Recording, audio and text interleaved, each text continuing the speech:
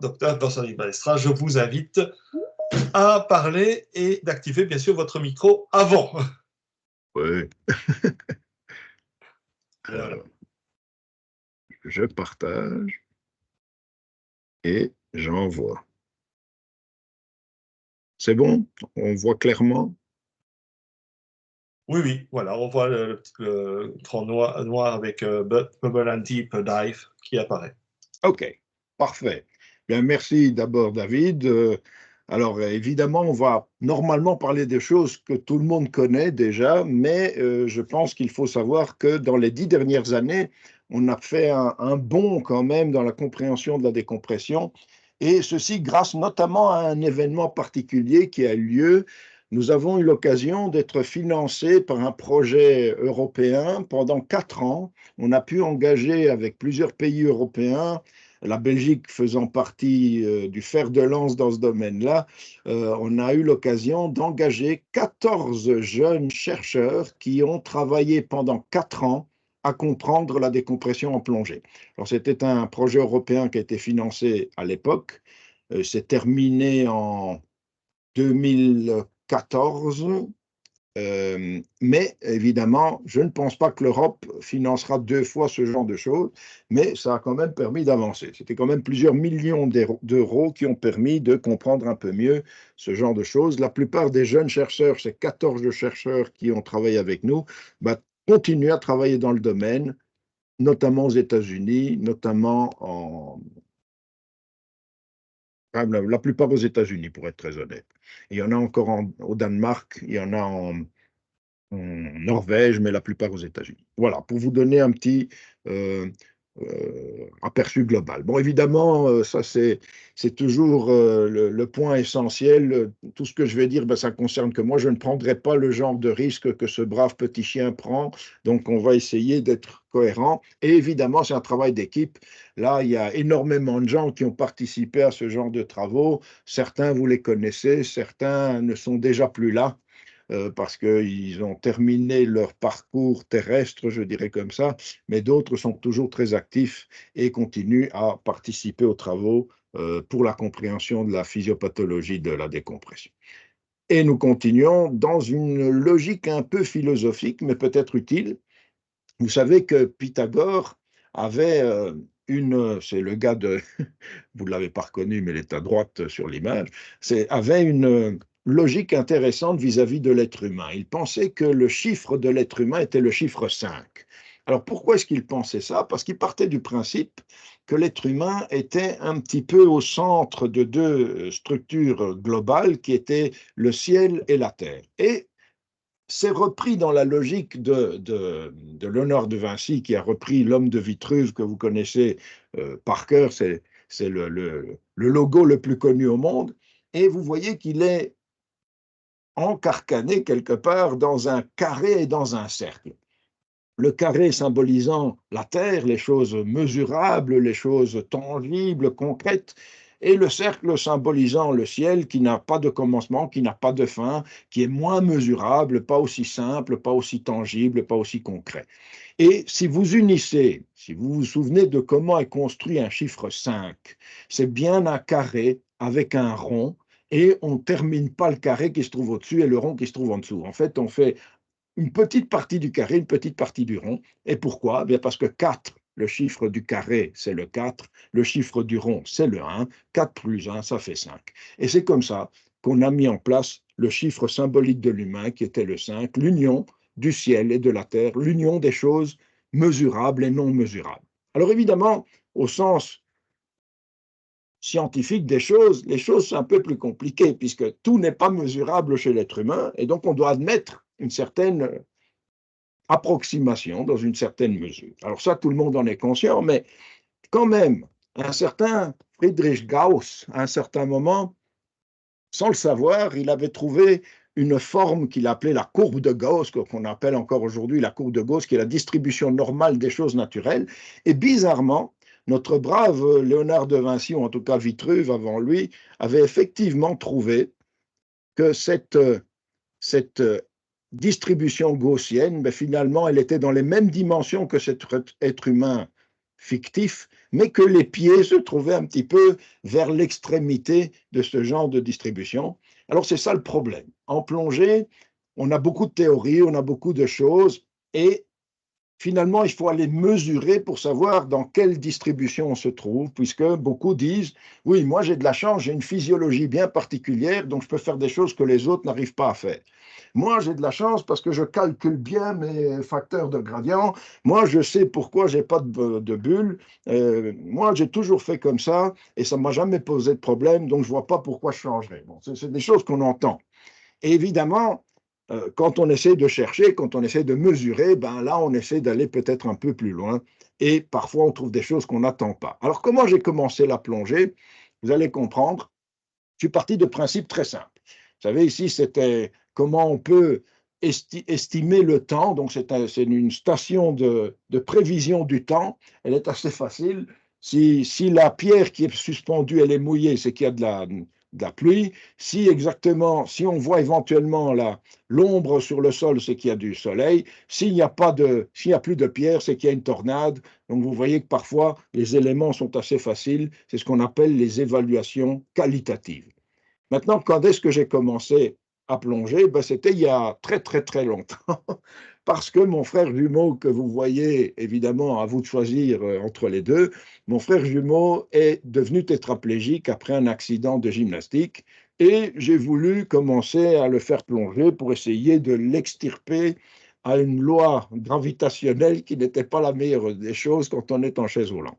Et à ce moment-là, on a discuté avec Peter Germont-Pré, que vous connaissez très bien, qui est juste là au milieu, et on s'est dit, ben, il y a quand même moyen de les faire plonger, parce qu'à l'époque, on ne voulait pas faire plonger des personnes en chaise roulante. Et c'est comme ça que je me suis arrangé, que j'ai été visiter Dan, et dont, à ce moment-là, donc, j'ai pris contact avec Dan Europe, et je suis devenu le vice-président pour la recherche à ce moment-là. Voilà comment les choses se sont faites. Il y a bien longtemps, ça va faire bientôt 40 ans. Donc, ça fait un petit temps. Alors, voilà des bulles. Si c'est une échographie cardiaque, ça, le côté gauche de l'échographie ici, c'est le cœur droit, donc c'est le côté veineux du cœur. Vous avez l'oreillette droite ici et vous avez le ventricule droit là-bas. Je remets les bulles. Ça, c'est le ventricule gauche, l'oreillette gauche. Vous voyez qu'il est plein de bulles, ce plongeur. Alors, on va regarder son type de plongée. C'est sa deuxième plongée. Après un intervalle de surface de 5h30, la profondeur était de 29 mètres pendant 22 minutes et tout l'un dans l'autre avec la décompression, c'était 47 minutes avec des gaz de décompression qu'il a utilisés, le 1,48 et le 2, c'est 76. Évidemment, ça vous aurez compris qu'on ne parle pas nécessairement, on parle plutôt d'hélium. On parle pas. Alors, et les gradients facteurs, ben, le low était à 30, le gradient bas à 30 et l'autre était à 80. Donc, si moi, je me base sur ces définitions de cette plongée, bien, je m'étonnerais de voir autant de bulles, mais moi, je ne m'étonne plus, parce que depuis le temps que je mesure des bulles chez le plongeur, je ne m'étonne plus de ce genre de choses. Maintenant, peut-être que vous vous en étonnez, mais la mesure est là, il faut se soumettre parfois à la mesure. Alors, quand on parle de bulles, il faut savoir que c'est un terme très générique. Aujourd'hui, on parle de beaucoup de choses différentes quand on parle de bulles. Il y a des micro-noyaux, des micro-bulles, des grains de bulles, des déclencheurs de bulles, et aussi un petit élément particulier qui sont des microparticules qui contiennent du gaz. Après, on parle des bulles autochtones, autrement dit des bulles qui se développent à l'intérieur du tissu, qui ne sont pas nécessairement des bulles circulantes. On les appelle in situ, ex novo ou de novo, ça c'est si on veut utiliser le latin. Et puis il y a les bulles circulantes. On les appelle les emboles gazeux, les emboles veineux gazeux. Aujourd'hui, on utilise plutôt un terme de emboles vasculaires gazeux parce qu'on ne les trouve pas que dans les veines, on les trouve dans les capillaires. On trouve même du côté artériel, on les trouve dans les lymphatiques aussi. Et vous voyez ici, de ce côté-là aussi, on retrouve des microparticules contenant du gaz qu'on appelle aujourd'hui les micro-noyaux de seconde génération. Donc les micro-noyaux gazeux sont ceux qui sont à l'origine au niveau vasculaire et qui vont former les bulles et qui se trouvent sur les parois vasculaires. Et on sait qu'aujourd'hui, il y en a aussi des circulants qui sont ces microparticules qui contiennent du gaz, qui peuvent se nourrir de la décompression et devenir eux-mêmes des noyaux gazeux ou des emboles gazeux de seconde génération. On en reparlera par la suite. Alors, il y a quelques années, quand on a essayé de chasser la bulle, si on peut se permettre, on était en quête des bulles, on essayait de voir à quel moment elles surgissaient. Donc, on est allé faire des échographies cardiaques sous l'eau au moment de la remontée pour vérifier si effectivement les bulles se développaient à un moment bien particulier. Et je vais être honnête avec vous, on en a très peu vu à ce moment-là. Bon, après, on a un petit peu poussé plus l'étude et on s'est rendu compte qu'il y en avait quand même, mais pas au moment où on s'attendait déjà. On a compris qu'il fallait faire un saut à delta de décompression qui suffisait pour les déclencher et ce n'était pas toujours celui auquel on s'attendait. On en reparlera si vous le voulez par la suite. Alors, voilà comment se présente une bulle sur la paroi d'un vaisseau sanguin. Cette bulle, en fait, vous la voyez, elle a son volume, elle s'oppose ou elle reste collée sur la paroi en s'opposant au flux sanguin qui pousse sur elle, mais évidemment, à un moment, elle va atteindre un volume qu'on peut appeler un volume critique, qui va finalement opposer une résistance suffisamment grande au flux et pour se détacher. Alors, vous voyez que les choses qui vont varier à ce niveau-là, si on considère un flux constant, c'est le volume de la bulle, mais aussi la surface d'adhésion sur la paroi vasculaire. Alors, cette surface d'adhésion, elle va dépendre d'un phénomène ou d'une mesure particulière qu'on appelle l'hydrophobicité. L'hydrophobicité, comme le nom l'indique, c'est la partie qui n'aime pas l'eau. Donc, quand c'est hydrophobe, ça n'aime pas l'eau, donc ça aime autre chose que l'eau. Et en réalité, le gaz est quelque chose qui est une belle alternative à l'eau. Donc, plus la surface est hydrophobe, plus le gaz pourra se coller dessus. En deux mots, si on se retrouve dans une surface plus hydrophobe, le volume de la bulle pourra être plus grand avant de se détacher. Alors, dans le temps, on avait une autre hypothèse. C'était une hypothèse où on parlait de noyaux gazeux qui se trouvaient dans des crevasses à l'intérieur du vaisseau, des vaisseaux sanguins, au niveau de l'endothélium, qui est donc la paroi interne des vaisseaux. Mais on sait aussi que pour voir ces micronoyaux ou voir ces noyaux, c'est presque impossible chez l'être humain. Donc, c'est un peu comme le monstre du Loch Ness. Tout le monde en parlait, mais personne ne les voyait. Par contre, certains petits animaux marins, les crevettes par exemple, et certaines crevettes bien particulières qu'on appelle de façon sympathique les crevettes Swatch, parce que vous vous souvenez sans doute, pour ceux qui sont aussi vieux que moi, ils se souviennent sans doute que la première montre Swatch était une montre totalement transparente. Et donc, ces crevettes-ci, on avait la possibilité de les décomprimer de façon explosive et de voir littéralement les bulles se former sous la carapace transparente. Ça permettait donc de mesurer le volume de la bulle et le nombre de bulles qui se trouvaient sous la carapace. À partir de là, et là on se retrouve, bon ça a été publié dans les années 2000, mais les premières expériences se sont faites dans les années 60. Donc il y a quelques années, le travail avait déjà été fait. Voilà ici un test avec ces petites crevettes. Vous avez ici une plongée. Imaginons une plongée à 40 mètres pendant 20 minutes. Voilà. On met profondeur 40 mètres, on reste 20 minutes, on décomprime de façon explosive et on compte les bulles sous la carapace. On prend un groupe de crevettes, un autre groupe de crevettes, on les comprime à 60 mètres pendant 3-4 enfin une minute, on va dire, parce que le temps de monter, mais enfin, on va dire que c'était très rapide parce que la quantité d'eau est très faible. Donc, on les comprime très rapidement à 60 mètres. On revient rapidement à 40 mètres. On reste la même durée à 40 mètres. On les décomprime de la même façon. Et là, le nombre de bulles est beaucoup plus petit. Alors que on a une sursaturation identique ou peut-être même supérieure. Alors, qu'est-ce qui s'est passé? La théorie à ce moment-là était relativement simple, c'est que cette surpression super importante avait comprimé les micronoyaux gazeux qui s'étaient quelque part dissous et ne pouvaient plus, à la même sursaturation, provoquer autant de bulles. Alors, ça a été une hypothèse pendant très longtemps. Et puis après, on a commencé à s'intéresser un peu plus en détail à ça. Donc ici, on a publié cet article en 2019 et on a regardé les variabilités de production de bulles vis-à-vis de différents plongeurs. On s'est rendu compte que ces plongeurs, il y en avait globalement de trois sortes. Il y en avait qui bullaient de façon à peu près similaire en fonction des différentes plongées. Il y en avait qui bullaient de façon totalement opposée, une fois oui, une fois non, et d'autres qu'on voyait finalement ne jamais buller. Alors qu'est-ce que ça veut dire? Ne jamais buller, ça ne veut pas dire qu'ils ne bullaient pas. Ça veut dire qu'on ne voyait pas chez eux les bulles dans le laps de temps qui était comparable avec les autres. Alors ça, évidemment, de façon physique, c'est impossible de ne pas relâcher du gaz qui a été dissous, mais à un moment, humainement, on ne peut pas garder la personne pendant 18 heures pour être sûr de savoir qu'il y a un moment où les bulles vont sortir. Donc voilà, ici, on s'est rendu compte que certains ne décomprimaient pas à la même vitesse que les autres, et donc on ne voyait pas nécessairement les bulles pendant le même laps de temps que les autres. Donc on s'est intéressé à ce moment-là, comme je vous disais, à la logique de l'hydrophobicité. On a donc comparé la naissance des bulles sur un tissu graisseux qui est beaucoup plus hydrophobe qu'un tissu musculaire qui est beaucoup moins hydrophobe.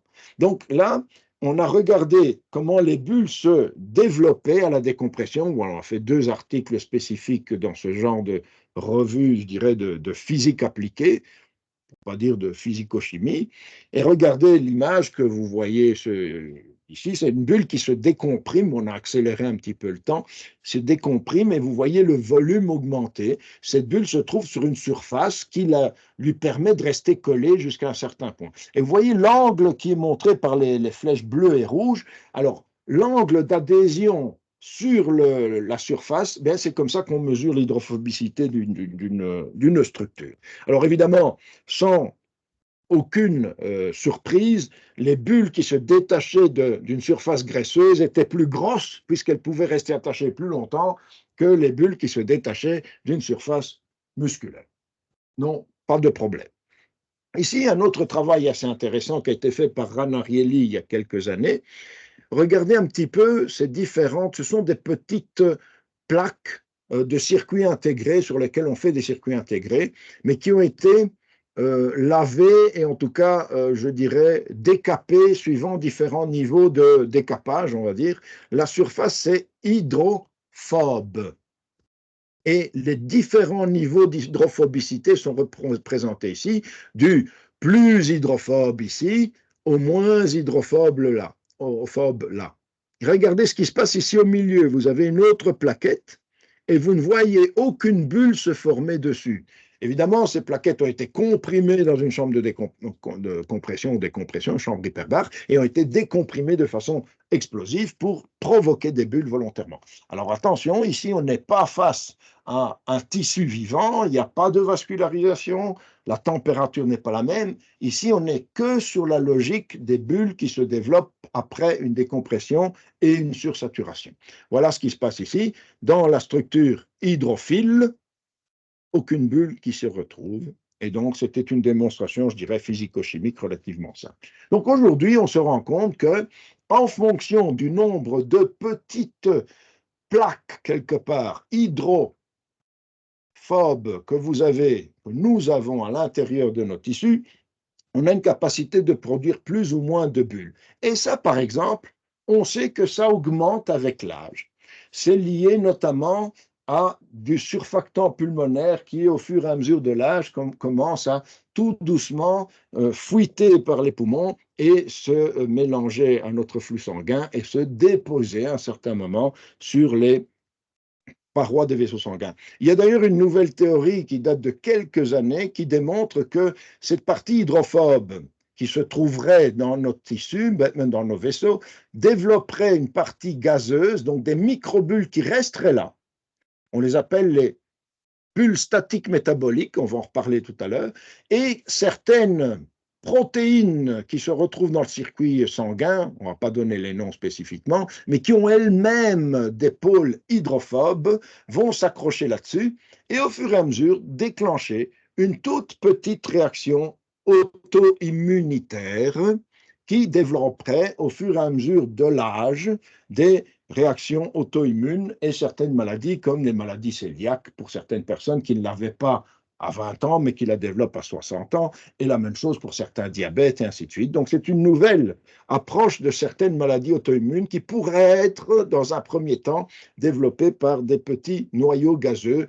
Voilà ici un article qui sort le 31 décembre 2023, donc il est assez frais, qui démontre ce genre de théorie. Mais rien que pour vous dire que l'intérêt de la bulle aujourd'hui va au-delà simplement de la plongée. Et d'ailleurs, c'était quelque chose qui a été relativement démontré, et notamment, encore une fois, par les travaux de Ranarielli, la plongée pourrait aussi prévenir ce genre de maladie. Pourquoi? Mais parce que quand vous plongez, vous développez des bulles à ces endroits-là, sans qu'elles soient évidemment pathogènes, mais ces bulles, au moment où elles vont se détacher et partir en circulation à la décompression, peuvent aussi décaper ces petites parties hydrophobes et quelque part réduire cette possibilité d'auto-immunité au fur et à mesure du temps. Alors des travaux sont en cours aujourd'hui pour essayer de comprendre si les plongeurs réguliers développent moins souvent ce genre de maladie et je vous donne rendez-vous dans quelques années pour la réponse parce qu'on n'en sait encore rien, mais voilà une autre hypothèse. Toujours pour vous dire que la médecine de plongée ou la recherche en plongée va bien au-delà aujourd'hui que simplement de comprendre comment éviter les accidents de décompression. Alors, il y a un article qu'on a publié en 2019 qui est quand même intéressant. Il est gratuit sur Internet et il vous permettra de refaire le point sur différentes choses et probablement différentes certitudes qui ne sont peut-être plus aussi certaines qu'aujourd'hui, qu'il y a une vingtaine d'années.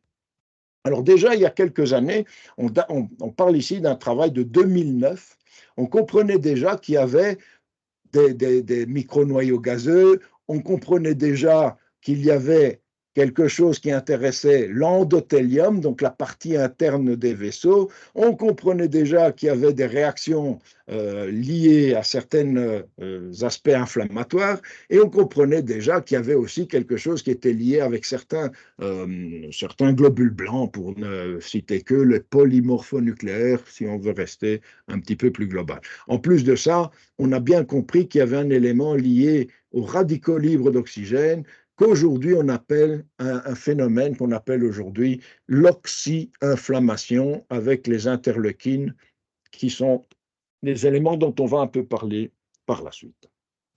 Mais vous voyez, ce n'est pas nouveau. On vous en avait peut-être pas parlé avant, mais ce n'est pas nouveau. Aujourd'hui, il y a une chose qu'on sait depuis longtemps aussi, c'est que les bulles, ce n'est pas du tout des petites bulles de savon. Il ne faut pas croire qu'une bulle qui circule dans vos vaisseaux, c'est quelque chose qui est comme une petite bulle de savon. La tension superficielle de la bulle est comme une pierre pour votre système vasculaire. Ça, c'est un endothélium sans qu'il y ait des bulles qui soient passées dessus. Ça, c'est un endothélium fortement endommagé. Et ici, on voit presque plus d'endothélium tellement il a été raclé par les bulles. Donc, on comprend que les bulles, il faut essayer de les diminuer autant qu'on peut. Ici, on voit aussi des éléments de cellules endothéliales en circulation après décompression, sans qu'il y ait nécessairement une maladie de décompression.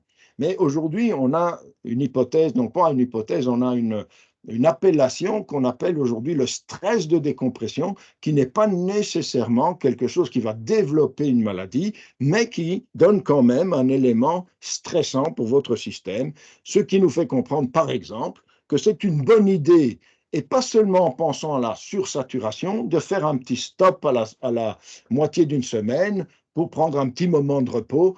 La plupart des gens le font en disant que c'est parce que comme ça, ils vont rincer un petit peu la sursaturation. Ça va un peu plus loin que ça. Il y a des éléments inflammatoires qui auront le temps de se réduire un petit peu. Donc, on a compris aujourd'hui, on a travaillé sur deux direction principale, les bulles et l'endothélium. Ça, c'est le cas de tous les travaux qui ont été faits sur la décompression. C'est à ce niveau-là. On ne va pas rentrer dans tout le détail de l'endothélium, mais un élément qu'on a compris, c'est que le monoxyde d'azote, le NO, le monoxyde d'azote, c'est un gaz qui va favoriser, mais qui est aussi un neurotransmetteur, qui va favoriser le relâchement de nos vaisseaux, de nos artères. Et on s'est rendu compte qu'après la plongée, il y avait une réduction de cette élasticité de nos artères. Alors, comment ça se mesure? Ça se mesure avec un échographe. On mesure la distance, le diamètre d'une artère avant et après occlusion. C'est une technique très simple, mais ça nous permet de voir l'état de santé vasculaire de l'artère en question. Alors, on s'est rendu compte effectivement qu'il y avait une réduction très claire après plongée avec cette production de monoxyde d'azote. Par contre, si on supplémentait avec des antioxydants avant, donc quel que soit l'antioxydant, on l'a fait avec du chocolat, ça marche très bien, il n'y avait pas d'altération de cette, ou en tout cas beaucoup moins d'altération. Alors, il y a quelques années, un travail qui a été fait sur la décompression en Norvège, il y avait un chercheur qui s'appelle Alf Brobach, décomprimait des rats de façon explosive et il arrivait à 80% de mortalité chez ces rats. Mais pour terminer son expérience, il lui manquait une douzaine de rats. Et il est allé voir son copain du laboratoire d'à côté à Trondheim, à l'université de Trondheim, et il dit, ben, moi j'ai besoin d'une douzaine de rats, mais je vais te dire tout de suite, je vais les tuer, hein, parce qu'il y en a 80% qui vont mourir. Et le gars dit, ah écoute, il n'y a pas de problème, il s'appelle Wiesloff, Ulrich Wiesloff, il dit, tu peux avoir ces rats-là, j'en ai plus besoin. Et donc il les a décomprimés comme tous les autres, et bizarrement, c'était la même race de rats, il n'y avait pas de différence, le même poids, tout ce qu'on veut. Il a dit, il a obtenu 80% de survie plutôt que 80% de mortalité. Alors il s'est dit, qu'est-ce que tu as fait avec ces rats? Et le gars a dit, ah, c'est des rats entraînés, hein. Moi, je les ai entraînés sur un tapis roulant, je les ai fait courir. Et donc, pourquoi? Parce que comme ça, ils produisaient plus de monoxyde d'azote dans leurs artères, ils avaient une meilleure santé vasculaire, et donc, voilà ce qui s'est passé. Et qu'est-ce qui s'est passé? Ils ont mesuré, effectivement, que ces rats, parce qu'ils avaient fait un exercice physique intense 20 heures avant la décompression, survivaient. Alors ils se sont dit, on a trouvé, c'est le monoxyde d'azote qui protège tout, c'est ça le secret de la décompression. Je vous parle d'il y a 20 ans. Alors on se dit, pas de problème, nous on va tester ça. Si c'est vrai, il doit y avoir moins de bulles à la décompression, ou alors il doit y avoir quelque chose de différent par rapport à la pression partielle d'oxygène. Là, on va y arriver. Alors, quelle est la différence entre ces deux personnes? Une qui respire par la bouche parce qu'elle a un masque normal, et ici, on lui a demandé de respirer par le nez pendant toute la plongée parce qu'il a un masque full face. Quelle est la différence entre les deux? Quand vous respirez par le nez, vous utilisez beaucoup plus de monoxyde d'azote parce que vos muqueuses nasales en produisent beaucoup. Nasale et un peu au-delà, sinusale aussi. Donc, tout ce que vous pouvez faire en respirant par la bouche, c'est moins bon qu'en respirant par le nez. Mais en plongée, tout le monde respire par la bouche. Et donc, si on mesure la différence de cette production de monoxyde d'azote avec le masque normal, le half face, comme on l'appelait là, par rapport au full face, vous voyez une diminution, alors qu'avec le full face, il n'y a pas de diminution. Pourquoi? Parce qu'on pense que les radicaux libres d'oxygène provoqués par la pression partielle plus élevée en plongée détruisent quelque part le monoxyde d'azote. Mais regardez ce qu'on a fait. Donc, on confirme ça. Si vous respirez par le nez, vous n'avez pas cette altération endothéliale. Si vous respirez par la bouche, vous avez cette altération endothéliale. Mais qu'est-ce qu'on a fait ici? On a fait un mélange hypoxique. On a fait respirer en profondeur, la même profondeur que les autres. On a fait respirer par un masque half face, donc par la bouche. On a fait respirer un mélange hypoxique qui donnait le 20% d'oxygène à 5 mètres de profondeur. Et là, on n'a pas trouvé d'altération de la fonction endothéliale. Donc, on est assez conscient que c'est probablement un phénomène lié à la pression partielle d'oxygène. Est-ce que plus on augmente la pression partielle d'oxygène, plus il y a une altération? Eh bien, la réponse est non. On retrouve à peu près la même altération qu'on soit à 10 mètres ou que l'on soit à 100 mètres de profondeur, on retrouve exactement le même genre d'altération, ce qui démontre bien qu'à un moment, dès qu'on a augmenté une dose d'oxygène, finalement, on obtient un effet on-off, si vous voulez. Il n'y a pas vraiment de variation. Alors, les micronoyaux. Regardez cette bière. Pour ceux qui boivent de la bière depuis longtemps, mais ils ont peut-être remarqué qu'aujourd'hui, il y a un peu moins de bulles dans les verres à bière. Mais pour une raison toute simple, c'est qu'il n'y a plus personne qui provoque des micronoyaux gazeux. Ça, c'est un micronoyau gazeux qu'on retrouve dans une boisson qu'on appelle le champagne. Et vous voyez que la bulle commence à se former à l'intérieur une petite structure ici, qui est sans doute un élément de cellulose, et la bulle s'en va. Mais il faut un élément pour déclencher la bulle. Aujourd'hui, comme il n'y a plus personne qui nettoie les verres ou qui essuie les verres avec un tissu quelconque, qui laisse des petites impuretés qui provoqueront les bulles, aujourd'hui, dans le fond des verres, et notamment dans le fond des verres de champagne, on fait des gravures pour provoquer le bullage, si vous voulez, pour que les micronoyaux existe pour qu'il y ait assez de bulles qui se fassent. Donc, encore une démonstration qui montre qu'il faut quelque chose pour déclencher la bulle. Alors, est-ce qu'on pourrait limiter les micronoyaux en les faisant un petit peu gonfler à cause de la chaleur? Alors, on l'a fait, on a fait un sauna avant de plonger. On a fait ça avec la marine française il y a quelques années, et on a effectivement trouvé moins de bulles après la plongée si les plongeurs avaient fait un sauna. Donc, encore une fois, il y avait une efficacité d'un système cardiovasculaire et de la chaleur. Après, on s'est dit, ben, d'accord, il y a une activité cardiovasculaire. Quand vous êtes dans un sauna, vous ne bougez pas, mais vous avez une activité cardiovasculaire. Alors, on s'est dit, on va faire l'inverse. On va faire bouger sans activité cardiovasculaire, et on a mis donc des gens en train de vibrer sur un matelas vibrant avant de plonger. Et puis, on s'est dit, on va quand même leur donner aussi de l'oxygène pour voir un peu si ça diminuait les bulles. Alors, qu'est-ce qu'on a eu? On a eu de l'oxygène, ça diminuait, avant de plonger évidemment, ça diminuait de 20% plus ou moins le nombre de bulles. De l'oxygène plus la vibration, ça diminue à peu près de 50% le nombre de bulles. Et de la vibration tout seul, ça diminuait presque de 80%. Donc, le détachement des micronoyaux gazeux, c'était probablement ce qui se passait quand les petits rats couraient sur le tapis roulant à cause de l'activité mécanique et cardiovasculaire et pas nécessairement seulement à cause du monoxyde d'azote. On arrive à ce moment-là à ce que je vous ai expliqué, les fameuses bulles statiques métaboliques. Et là, on est dans la fenêtre d'oxygène. Alors, la fenêtre d'oxygène, c'est toujours... Oui. Avant d'attaquer la fenêtre d'oxygène, est-ce qu'on ne ferait pas une pause question? On fait une pause question. Y a-t-il des questions? Levez la main. Voilà. C'est magnifique.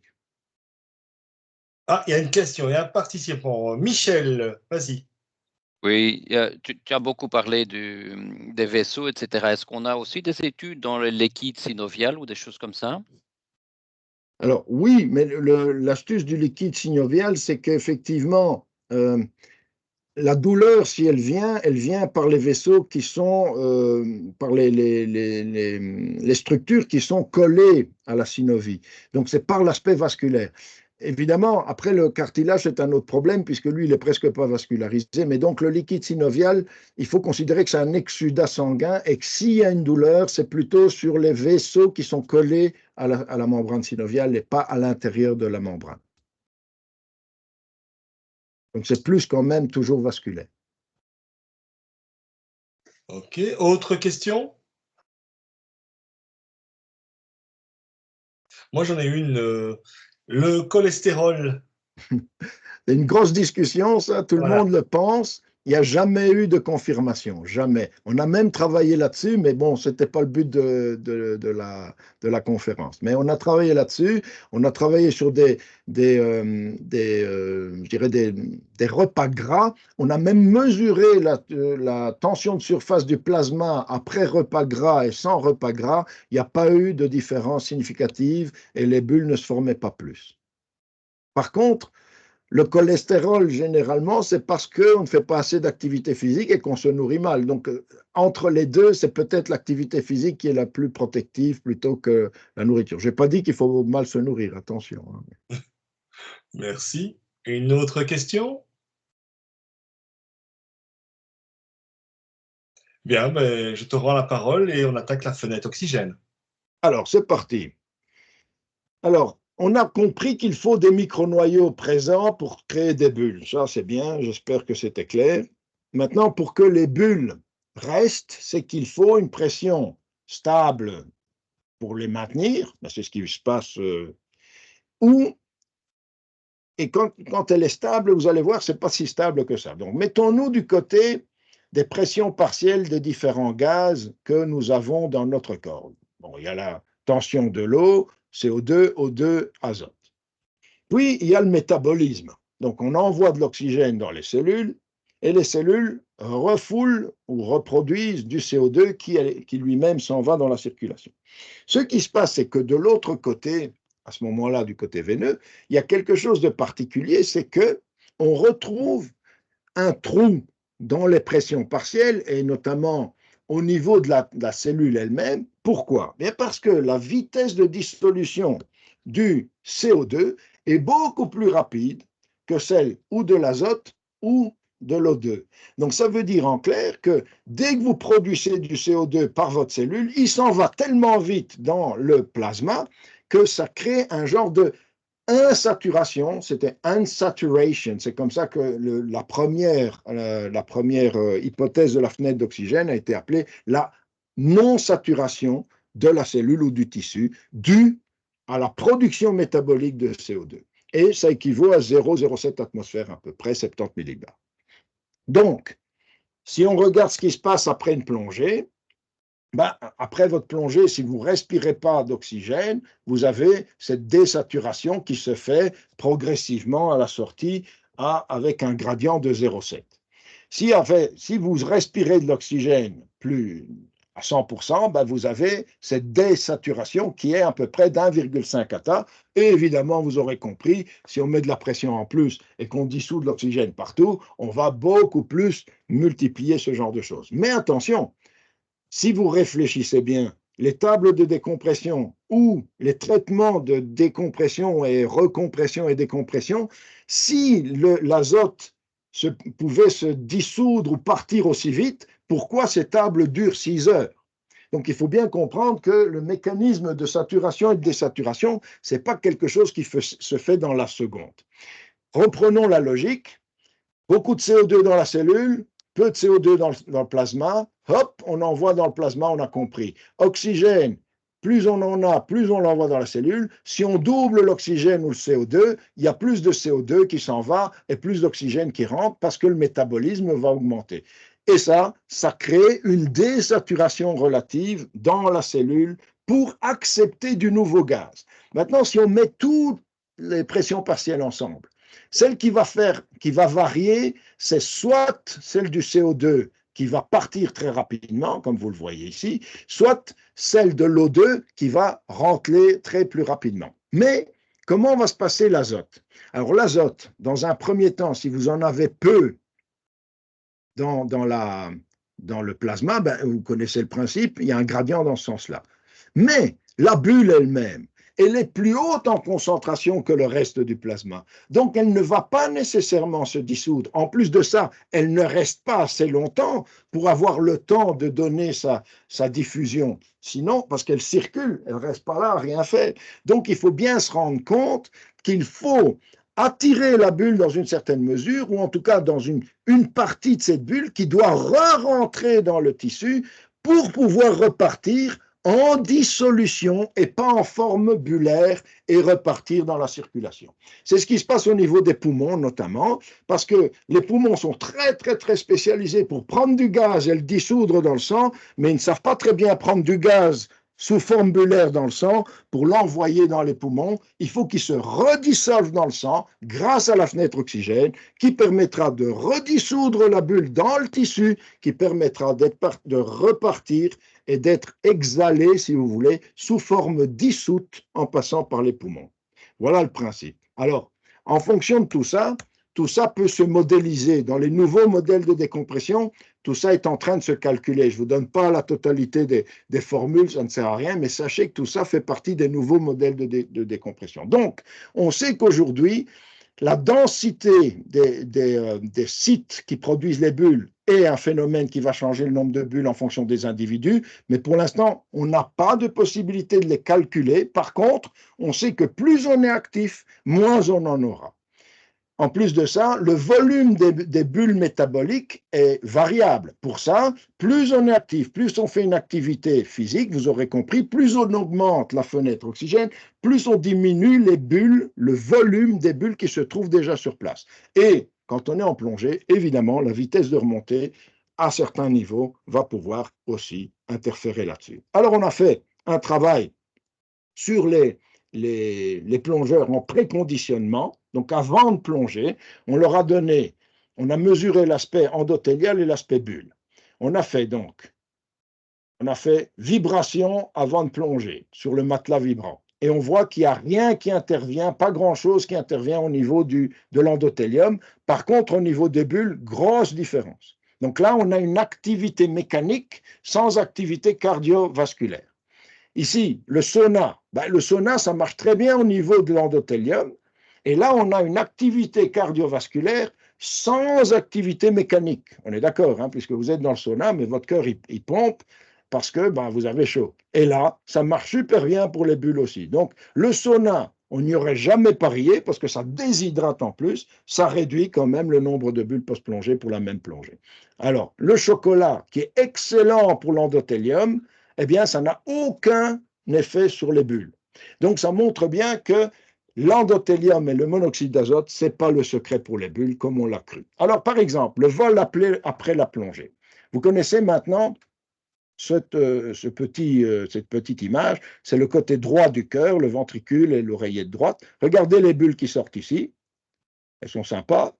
Eh bien, cette personne, elle a arrêté 24 heures avant de prendre l'avion. Et cette échographie est faite pendant le vol. Donc, il y a encore des possibilités de buller, même si on arrête pendant 24 heures, et c'est ça pourtant qu'on conseille de faire. Alors ici, ça c'est le champion du monde et des alentours. Regardez le nombre de bulles qu'il a, y compris du côté gauche, si vous avez bien vu, il y a quelques bulles qui sont parties par là, sans foramen ovale, je vous le répète, sans foramen ovale. Il y a moyen de passer des bulles par le poumon aussi, il n'y a aucun problème. Et là, vous voyez cette personne, aussi 24 heures d'arrêt avant de prendre l'avion, échographie pendant l'avion. Donc, soyons prudents aussi lorsqu'on fait une semaine de plongée. Prenons le temps de faire un petit stop pendant la semaine et rester les fameuses 24 heures. C'est une bonne idée. Si vous pouvez rester tranquille un peu plus, c'est pas grave. Ça a été publié déjà en 2015 et on est déjà en train de penser qu'il faut être un peu prudent là-dessus. Ces deux personnes que vous avez vues n'avaient évidemment pas de symptômes. Maintenant, par contre, je vais vous montrer quelqu'un qui a des symptômes. Une personne qui est sortie d'une plongée avec un accident de type cérébral, et s'est rendu compte qu'il ne savait plus tellement bien parler, il ne se tenait pas debout, et ainsi de suite. Mais regardez la plongée. C'est une plongée tout à fait banale. Le gars avait plus de 3000 plongées, jamais eu de problème. Vous voyez qu'il est remonté très, très, très calmement, avec une profondeur de 37-34 mètres, je pense. Donc, pas de problème. Regardez ici le nombre de bulles qu'il a. Si on le compare à ce qu'on avait vu avant, eh bien, le gars, il est paralysé. Donc ici, c'est pendant qu'il est symptomatique qu'on avait de la chance de pouvoir faire son échographie sur le bateau. Mais vous voyez, ce n'est pas lié au nombre de bulles. Il peut y en avoir une ou deux, et après, évidemment, aller se coincer au mauvais endroit, et c'est comme ça que ça se passe, ou en avoir plein et pas avoir de problème. Par contre, vous voyez, après une demi-heure d'oxygène, voilà ce qui se passe, on ne voit presque plus de bulles, et les symptômes avaient déjà disparu. Ça ne veut pas dire qu'il n'a pas été au caisson, mais ça veut dire que je vous encourage fortement à donner de l'oxygène dans tous les cas où vous avez même une suspicion d'accident. Alors, si on regarde un peu comment ça se passe, quand les bulles peuvent passer les poumons par les poumons hauts par le pied faux, qu'est-ce qui se passe? Ces bulles passent de l'autre côté. La durée de vie de ces bulles, elle est courte, sauf si le plasma lui-même est encore sursaturé. Alors, ces bulles peuvent survivre plus longtemps. Si en plus, elles tombent dans un tissu qui lui-même est en train de désaturer, elles peuvent effectivement arriver à provoquer un problème d'occlusion. Dans ces cas-là, on a bien compris il y a tout un phénomène qui est si, c'est multifactoriel, ce n'est pas si simple à prévenir. Par contre, si vos processus de décompression ont suffisamment désaturé les tissus rapides, vous avez beaucoup moins de chances, évidemment, de faire ce genre d'accident. Maintenant, il y a un phénomène un peu plus compliqué sur des artérioles terminales où on voit quand même des possibilités de pouvoir nourrir une bulle statique qui reste là pendant plus longtemps et qui arrive finalement à se faire décomprimer au fur et à mesure. Notamment le Taravana pourrait être une explication de ce genre de choses, ou certaines personnes qui finalement sont asymptomatiques, font parfois une plongée tout à fait sympathique, sans rien, et finalement, il y a quand même cette bulle qui restait là depuis peut-être plusieurs jours, plusieurs semaines, et qui finalement développe des symptômes. Alors, pour vous donner un petit exemple sympathique, vous voyez les bulles qui sont ici, elles sont magnifiques, eh bien, c'est après de la plongée en apnée. Donc, si je calcule la sursaturation suivant les modèles actuels, normalement, cette personne ne devrait pas buller. Et pourtant, vous voyez qu'elles sont bien présentes. Alors, on a fait un petit truc sympathique. On a cumulé l'activité mécanique et l'activité cardiovasculaire. Avant de plonger, on a fait 2 minutes de mini-trampoline avant de faire une plongée. Et si vous regardez bien, les bulles étaient diminuées de façon drastique. Donc, les micronoyaux gazeux n'étant plus là, les bulles ne se forment plus. Et au niveau endothélial, ben là aussi, il y avait un bénéfice parce que le mini-trampoline aidait pour ça. Combien de temps il a fallu? 2 minutes. C'est pas très long et c'est facile à faire. Donc, ça montre bien que le système fonctionne pas mal. Alors, on va plus loin aujourd'hui. On sait qu'il y a, au fur et à mesure de la plongée, de l'inflammation qui se met en place avec des éléments qu'on appelle les microparticules. Cette inflammation dépend de ce qu'on appelle de l'oxy-inflammation. Alors, on a travaillé là-dessus à différents niveaux et on a calculé de l'hypoxie jusqu'à l'hyperoxie hyperbare et on a regardé comment toutes ces réactions cellulaires fonctionnaient. C'est beaucoup trop compliqué pour qu'on en parle aujourd'hui, mais sachez que ça a été fait. Et ce qu'on a remarqué, c'est que si on prend ces microparticules inflammatoires chez les souris qui ont été en décompression, ça a déjà été publié sur pas mal de travaux, hein, et qu'on les injecte dans une souris qui n'a pas plongé, eh bien, on démontre les mêmes signes. Elle fait les mêmes signes que la décompression. Donc, on sait qu'il y a de l'inflammation et des signaux cellulaires qui déclenchent les phénomènes inflammatoires et qui déclenchent les phénomènes décompressifs. On a publié un article spécifiquement là-dessus et clairement, il y a ces fameuses microparticules qui contiennent du gaz augmentent au fur et à mesure des plongées et qui deviennent elles-mêmes, comme on vous l'a dit, des micronoyaux de seconde génération. Un exemple ici très intéressant, si vous regardez les différentes courbes ici, c'est la courbe rouge, c'est la première plongée. Vous voyez, si je regarde la diminution du nombre de bulles à 50%, il faut que j'attende 110 minutes après la plongée. C'est la même plongée. Le lendemain, la plongée numéro 2, regardez, si je regarde la diminution de bulles, et on parle ici, chaque point ici, c'est 15 plongeurs, hein, ce n'est pas un seul plongeur. Je regarde, hop, c'est 90 minutes. Donc, j'ai moins de bulles qui ont été formées, ou en tout cas, elles se éliminent plus vite. Si je garde la troisième plongée, là, c'est encore moins de bulles au départ, et il me faut moins de temps pour éliminer le nombre de bulles. Alors, qu'est-ce que ça veut dire? Ça veut dire qu'au fur et à mesure des plongées, effectivement, on réduit le nombre de micronoyaux gazeux et donc, même si la sursaturation pourrait augmenter, ça ne donne pas nécessairement toujours plus de bulles. Mais attention, regardez ce monsieur, il a des signes cutanés d'accident de décompression et pourtant, c'est quelqu'un qui n'avait pas bullé pendant les 2 premières plongées. À sa 3e plongée, il fait un accident et je peux vous dire que des bulles, il en avait. Alors, on lui a demandé, qu'est-ce que tu as fait hier? Et le gars a dit, écoutez, moi je suis pompier, je suis obligé de faire X entraînement pour être correct par rapport à ma structure, c'est un pompier en Italie, et il a fait, comme il n'avait pas pu faire les entraînements avant, la veille, il a fait 2 entraînements ou 3 en même temps, donc il a été à très haute intensité finalement pour faire son job. Mais cette très haute intensité avait tellement provoqué de phénomènes inflammatoires et de microparticules qui ont provoqué un accident de décompression. Aujourd'hui, les plongeurs de l'armée américaine ne peuvent plus, par exemple, les plongeurs, les SEALs, n'ont plus le droit de faire des exercices intenses avant de plonger, en tout cas entre les 24 à 48 heures avant. Et un des éléments que nous contrôlons aujourd'hui, c'est ce qu'on appelle la gelsoline. On ne va pas rentrer dans tous les détails, mais on montre bien qu'après une plongée importante, la gelsoline diminue. Et pourquoi?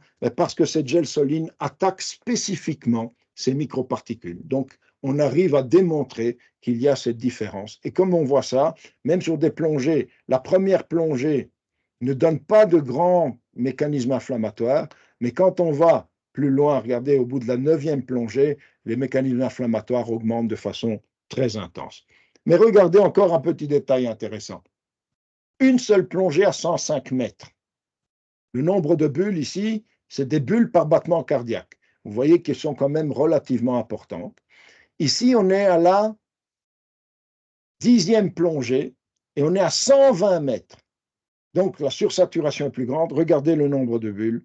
En comparaison à une seule plongée à 100 mètres, c'est tout à fait différent. Pourquoi? Parce qu'on voit ici que le nombre de bulles au fur et à mesure de la journée, enfin des journées, diminue. Mais attention, la dernière de toutes les plongées, probablement que c'était dans ce cadre-là quelque chose qui a fait une différence, eh bien, la dernière, regardez, on retrouve une quantité de bulles qui augmente, qui n'est pas différente des premières plongées de départ.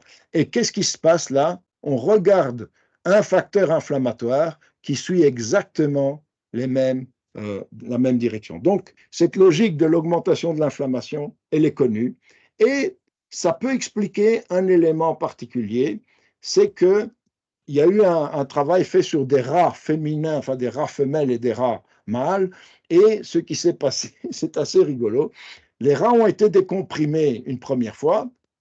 Les survivants, on leur a demandé gentiment de se reproduire entre eux. La deuxième génération a été recomprimée de façon exponentielle, en tout cas explosive. Et vous voyez qu'ici, les mâles ne survivaient pas mieux à la deuxième génération, mais les femelles ont bien mieux survécu. On sait que les mécanismes inflammatoires sont beaucoup plus, je dirais, gérés de façon plus efficace chez les femelles, chez les rats ou chez les femmes, en tout cas chez l'humain aussi, que chez le mâle. Mais regardez, à la 3e génération, les mâles avaient compris. Ils sont un peu plus lents, mais les femelles, par contre, elles continuent à survivre beaucoup plus lent. Donc, vous voyez, une seule chose qui pourrait se dire à ce niveau-là, c'est que probablement un élément lié au chromosome X intervient dans ce mécanisme-là. Alors, qu'est-ce qu'il faut retenir? C'est ce qu'on appelle un bottom line, hein, ça c'est clair. They probably will understand that. Okay, so take home message, c'est deux choses faciles. La sursaturation est un des éléments, mais aussi le nombre de bulles métaboliques statiques, les micronoyaux, ainsi que les microparticules de seconde génération ont de l'importance. La fonction endothéliale n'est pas directement reliée au nombre de bulles. Voilà tout ce que je voulais vous dire, mais je vous conseille de suivre l'exemple des petits sur la prudence, parce qu'on ne connaît pas tout. Alors regardez, lui, il a déjà tout compris. Comment réduire les risques? Il prend toutes les précautions qu'il peut trouver.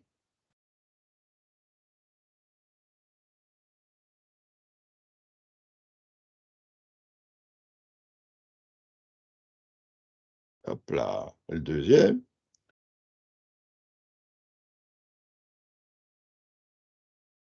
Et alors, et il y met du cœur. Hein. Et voilà. Alors, il y a la tétine maintenant qui l'embête. Alors, il va prendre la tétine. Il va envoyer la tétine. Hop là. Et maintenant, il sait qu'il peut y aller. Et rien d'autre. Allez, c'est parti. Donc, je ne peux que vous inciter à la prudence. On ne connaît pas tout de ce qui se passe et je pense que se baser que sur les calculs, ça impose quand même une certaine prudence et je pense que c'est ce qu'il faut garder. Voilà à peu près la globalité de ce qu'on comprend aujourd'hui dans la décompression. Vous aurez bien compris qu'il n'y a pas que le volume des bulles et la quantité et la sursaturation. Donc, Ça, c'est écrit notamment dans ce bouquin-là. Ça, c'est une image globale de ce qu'on sait, donc l'aspect micronoyau de première génération, micronoyau de deuxième génération, la possibilité d'inflammation qui grandit au fur et à mesure des plongées. Alors, méfiez-vous exclusivement des calculs mathématiques et précisément dans le monde de la plongée. Vous allez voir que parfois, on ne trouve pas la bonne réponse. Merci de votre attention. Voilà, merci beaucoup Constantino. Voilà, je pense que on peut applaudir. Voilà, avec les petites mains, c'est super. Merci beaucoup. Alors, nous allons passer maintenant aux questions-réponses. Eh bien, vous levez la main et j'ai déjà Claude, vas-y. Tu peux allumer ton micro, Claude? Claude Franck. Ah, voilà, je vois mieux. Voilà. Oui, Claude, tu as levé la main, tu peux y aller. Voilà, vas-y. On ne t'entend pas, Claude. Sound of silence. Il y a un problème de micro parce que ton micro est allumé, mais on ne t'entend pas. Ah, salut Michel, je ne t'avais pas vu. Michel Gostein, je ne t'avais pas vu, Michel. Salut.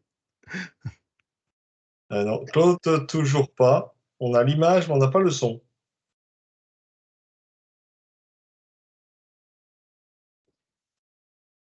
Yes, bon, pendant que Claude essaye de régler son problème de micro, oui, bah oui. Par écrit, Claude, et on pourra la lire comme ça. Dans conversation. Quelqu'un d'autre? Une autre question?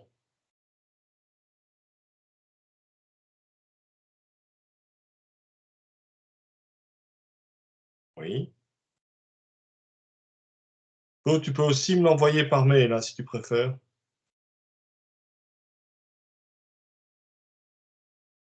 Autre question? Moi, j'en ai une, c'est plutôt gastronomique, mais le chocolat, pourquoi d'abord le chocolat et quoi, tu nous conseilles de manger une plaquette de chocolat avant plongée et avec noisette ou sans noisette? Alors, avec noyau. Avec Non, noyau. non, d'abord, le chocolat contient des épicatéchines et sont des antioxydants bien connus, des flavonols aussi. Et évidemment, il faut du chocolat noir, quand même fortement noir, aux alentours de 80% pour qu'il ait un effet suffisamment positif. S'il a trop de lait, en fait, ça contre complètement son effet antioxydant. Mais attention, j'ai bien expliqué que ça n'avait aucun effet sur les bulles. Ça a un effet sur la fonction endothéliale, mais aucun effet sur les bulles. Ce qu'on avait demandé ici, c'était prendre 30 grammes de chocolat 2 heures avant de plonger. 30 grammes, donc c'était 3 carrés de chocolat à 80%. Mais je ne vous conseille pas de le faire. C'était rien que pour tester un élément. Oh, Maintenant, si vous le faites, c'est pas grave. oh non, mais c'est pas bon le chocolat noir, moi j'aime pas, c'est au Ah lait. ben Hein. voilà, ben, prends pas Voilà, du lait, ça sert à rien. voilà. Alors, Frédéric, peut-être une question plus intelligente que la mienne. Vas-y. Je ne sais pas si c'est plus intelligent, mais je me demande en fait si, au final, il faut être vieux, cœliaque et sauter.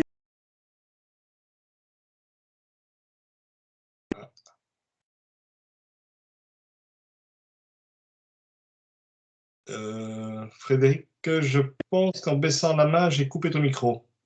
Ah, Et d'accord. voilà, Vous m'entendez? Oui, oui, voilà, on t'entend. Voilà. Donc, je me demandais s'il fallait être vieux, cœliaque et sauter un petit peu avant de plonger. C'est un cocktail adroit et sympathique, mais la maladie cœliaque, c'était pour montrer que ce qu'on apprend en plongée a je dirais, des émanations sur d'autres champs de la recherche et de la médecine. Donc, le seul point qu'il faut retenir de ce que tu viens de me dire et ce qui me semble intéressant, c'est que tu as des micronoyaux qui sont statiques, qui existent. Plus tu bouges, moins tu en auras.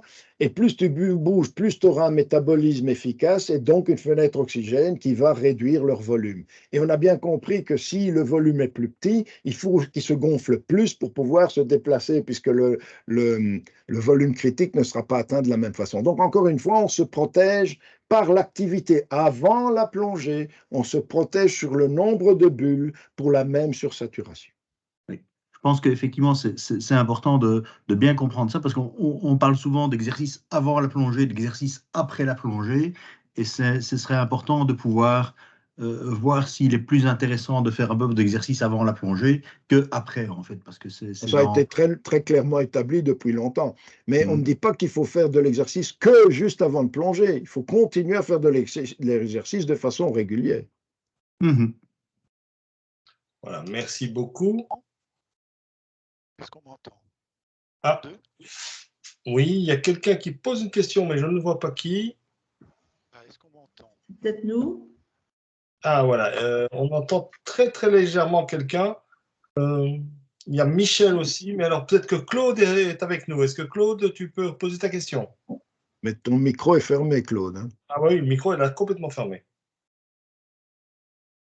Et moi, j'ai une question. Ah. Alors, j'ai quelqu'un qui parle, mais je ne sais pas qui. C'est Gus. Gus, oui, voilà. Gus Bain. Et puis, il y aura Michel. Oui, vas-y, Gus. Je fais énormément de sport, hein, donc je suis pas loin de 20 heures de sport semaine. Donc, ça m'arrive régulièrement de faire du sport 2-3 heures, je veux dire le matin tranquillou, c'est d'aller plonger l'après-midi ou à l'inverse aussi. Alors, est-ce que c'est bon ou alors Voilà, ça, avant on dit que c'est bon, mais l'après? Alors la réponse est très simple. L'activité physique, c'est bon, c'est clair, il n'y a pas à discuter, mais pas si elle amène un phénomène inflammatoire prolongé. Et il faut savoir qu'une activité physique de haute intensité peut encore donner des réponses inflammatoires jusqu'à 72 heures après. Donc il faut comprendre la dose. C'est toujours comme disait notre ami Paracels, rien n'est poison, tout est dans la dose. Et donc ici, on parle plutôt d'activité physique, pas de sport de haute intensité. Parfait. Et alors, il y avait la question du sport après la plongée. Moi, j'ai toujours entendu qu'on ne fait pas d'effort après la plongée. Donc là, je suis un peu étonné. Alors, encore une fois, tout dépend du sport. On sait tous que, par exemple, faire un palier dit de défatigation sans bouger n'est pas la meilleure des solutions. Il faut bouger pendant la décompression pour garder un flux sanguin suffisant. Or, rien n'empêche de continuer à avoir un flux sanguin suffisant après la plongée. Je vais vous dire, la question a été posée dans d'autres termes. Certains ont même posé la question, est-ce qu'un rapport sexuel après la plongée n'est pas un risque augmenté de décompression? Alors, il y a eu des travaux qui ont été faits sur le coût énergétique du rapport sexuel. Il n'est pas si grand que ça, en fait. Hein. Donc, là aussi, c'est une question de dose. Merci, c'est très intéressant. Voilà, alors, je vous dis, les travaux existent, hein, il faut simplement aller les chercher. Peut-être qu'ils ne sont pas encore dans la phare de l'IFRAS, ça c'est sûr. Michel, je le salue au passage, vas-y. Bonjour tout le monde. Mais donc, qu'est-ce que tu conseilles comme activité physique avant et après la plongée? Mais écoute, on a donné un exemple. Le mini-trampoline pendant 2 minutes, ce n'est pas une activité intense. Et ça donne un très bon efficace, ça donne une diminution efficace des bulles et ça donne une augmentation de la fonction de tes liens. Alors après la plongée, si tu vas te balader tranquillement et que tu évites des chocs, comme par exemple un jogging trop intense ou une course de 400 mètres qui va te faire monter à 180 pulsations et qui va te donner des chocs qui vont provoquer des vibrations, qui vont détacher tes micronoyaux. Parce que l'astuce, c'est qu'après la plongée, tu as encore des noyaux qui se décompriment. Et ces noyaux sont d'un volume qui ne sont pas le même qu'avant, a priori, mais ils ne sont pas encore détachés. D'ailleurs, on a mesuré ça aussi. Bon, je n'ai pas parlé de ces travaux-là, mais on a bien regardé la différence entre 2 flexions de jambes avant et après. Donc différents préconditionnements, et on voyait que le nombre de micronoyaux gazeux encore attachés après la plongée était différent en fonction des préconditionnements qui étaient mis en place. Donc on a compris que le volume de ces noyaux changeait en fonction de certaines choses. Bon, pas mal d'ingrédients là-dessus, mais donc après la plongée, il y en a qui sont encore là, que tu peux décomprimer sans problème ou que tu peux même lâcher en circulation sans aucun problème, pour autant que tes tissus rapides soient suffisamment, je dirais, désaturés. Donc, la prudence est ne pas faire d'efforts de haute intensité après la plongée, une activité physique régulière, tranquille, modérée, et tout à fait clair. De toute façon, généralement, si tu fais une plongée, tu n'as pas franchement envie d'aller faire un 400 mètres après, quoi. Mhm. Ok. Merci. Autre question? Claude, as-tu récupéré ton micro? Non. Écoute, on en reparlera de vive voix, tiens, en 3D. Voilà, est-ce qu'il y a d'autres questions?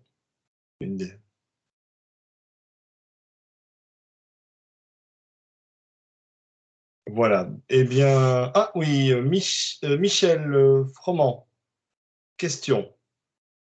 Allume ton micro. Voilà. Tu as parlé tantôt des gradients facteurs. Je ne sais pas si tu vas en parler, mais est-ce que là, il y a des profils de gradients facteurs à favoriser en fonction de tes recherches? Alors oui, évidemment, mais ça, c'est le genre de choses qui nécessiterait une discussion beaucoup plus longue pour expliquer un peu comment on y est arrivé, et pourquoi. Mais les facteurs de gradient, c'est tout simplement un aspect théorique qui n'est pas mauvais en soi, mais il faut bien se rendre compte qu'ils ont mal compris certains travaux qui ont été faits sur les paliers profonds. Et ces travaux qui ont été faits sur les paliers profonds ont été quelque part un peu transposés avec les facteurs de gradient ou gradient factors. Et donc, en fait, le problème, c'est que si tu fais des facteurs qui te font des paliers ou qui te font arrêter beaucoup trop profond, ce n'est pas une bonne idée. On va dire ça de façon générale. Donc, le facteur bas, hein, ça, qui donnerait des paliers plus profonds. C'est-à-dire que il y a quelques travaux qui tentent à montrer que certains facteurs de gradient ou gradient facteurs plutôt parallèles ont peut-être moins de problèmes que d'autres. Maintenant, lesquels, ça, bon, il faut que je vous explique beaucoup de choses. Ce serait peut-être pour une prochaine conférence, mais pas ce soir. Voilà. Alors, une dernière question.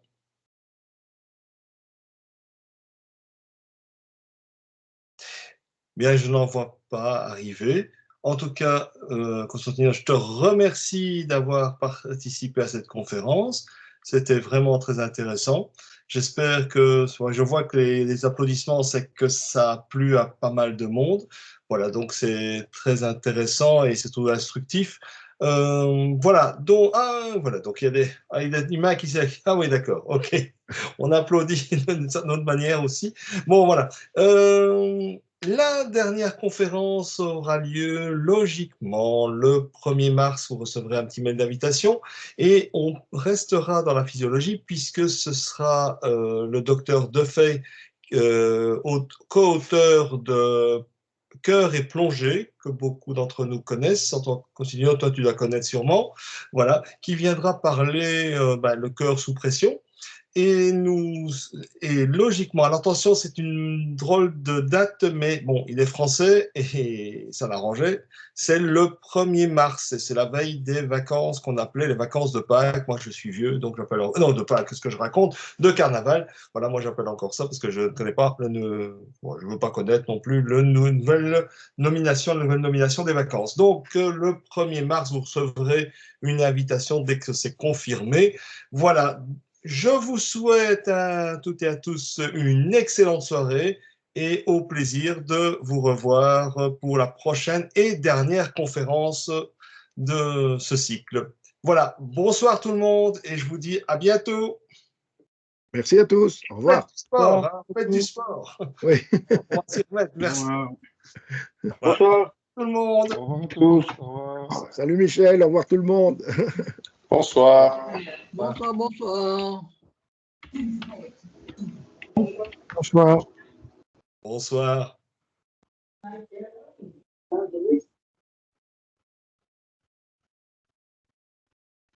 Voilà. Au revoir Michel, au revoir Jean-Paul.